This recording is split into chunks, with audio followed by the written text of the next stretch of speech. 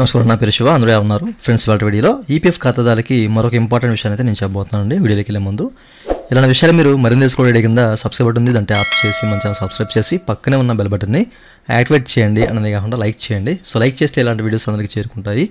So please like.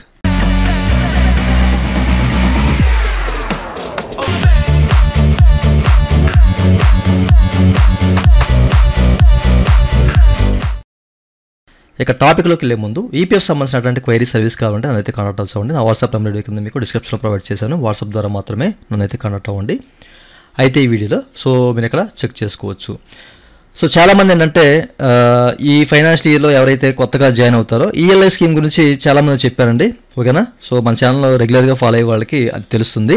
Okay, అయితే ఈ యొక్క ఈఎల్ఐ స్కీమ్కి మీరు ఎలిజిబుల్ అవ్వాలంటే తప్పనిసరిగా మీ యూఈ నెంబరు యాక్టివ్లో ఉండాలి and me Aadhaar bank CD ఉండాలన్నమాట. ఓకేనా? సో ఎట్లా ఉంటేనే మీ బ్యాంకు ఆధార్ సీడీ ఉంటేనే మీరు ఈ యొక్క ఈఎల్ఐ స్కీమ్ కింద అమౌంట్ అయితే తీసుకోగలుగుతారు అనమాట. డీబీటీ ద్వారా ఏంటంటే కేంద్ర ప్రభుత్వం మీ పీఎఫ్ అకౌంట్లోకి మీ బ్యాంక్ అకౌంట్లోకి అమౌంట్ అయితే వేస్తుంది అనమాట. త్రూ బ్యాంక్ అకౌంట్లోకి అనమాట. ఏదైతే ఆధార్ లింక్ అయి ఉంటుందో సో ఆ బ్యాంక్ అకౌంట్లోకి మీకు ఒక 3 months అనేది ఈఎల్ఐ స్కీమ్ కింద ఈ యొక్క బెనిఫిట్ అనేది మీకు త్రూ బ్యాంక్ అకౌంట్లోకి మీ పర్సనల్ బ్యాంక్ అకౌంట్లోకి వేస్తుంది అనమాట, మీరైతే బ్యాంక్ అకౌంట్ ఇస్తారో. ఓకేనా? సో లాస్ట్ వీడియోలో మీకు చెప్పాను. అయితే చాలామంది ఇప్పటివరకు యూఏ నెంబర్ యాక్టివ్ చేసుకోలేదు అండ్ ఆధార్కి బ్యాంక్ అకౌంట్ సీడ్ చేయలేదు అనమాట. సో దాని కారణంగా ఇంతకుముందు ఏంటంటే మనకి దీనికి లాస్ట్ డేట్ వచ్చేసరికి 15 February వరకు ఇచ్చారు. ఇప్పుడు మార్చి వరకు పొడిగించారు. 1 month అయితే పొడిగించారు మళ్ళీ.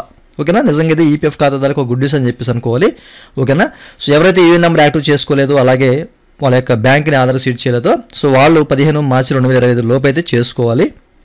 ఓకే, ఈ సర్క్యులర్ అనేది ఈపీఎఫ్ అనేది సో ప్రతి ఒక్క రీజనల్ ఆఫీస్కి హెడ్ ఆఫీస్కి వీళ్ళైతే త్రూ చేశారనమాట. సో మీరు ఇక్కడ చెక్ చేసుకోవచ్చు.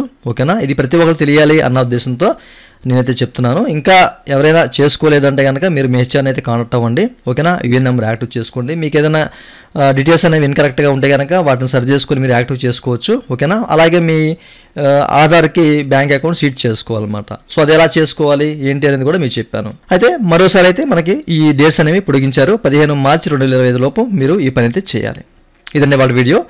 ఈ వీడియో మీకు నచ్చితే వీకెండ్ లైక్ బటన్ లైక్ చేసి మన సపోర్ట్ చేయండి. అలాగే ఆ విషయాలు మీరు మళ్ళీ తెలుసుకోవడం కింద సబ్స్క్రైబ్ బటన్ ఉంది, దాన్ని ట్యాప్ చేసి మన సబ్స్క్రైబ్ చేసి పక్కనే ఉన్న బెల్ బటన్ని యాక్టివేట్ చేయండి. Thank you for watching and జై హింద్.